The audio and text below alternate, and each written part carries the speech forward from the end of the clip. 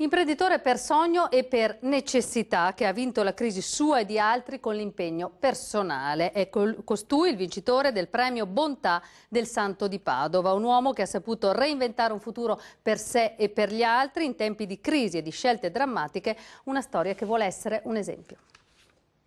Tanta fortuna, tanta pazzia, un po' di tutto ci vuole, perché comunque sia, oggi, come detto, nessuno oserebbe, perché comunque già imprenditori già affermati guardano bene a fare nuovi investimenti.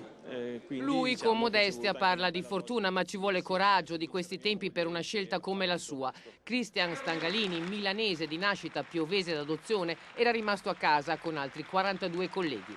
L'impresa metalmeccanica, dove lavorava come direttore della produzione, aveva chiuso. Così, in piena crisi economica, vende la casa di famiglia in Lombardia, acquista un capannone ad Arzelgrande nel Padovano e avvia una nuova attività, assumendo 15 persone, fra cui ex colleghi.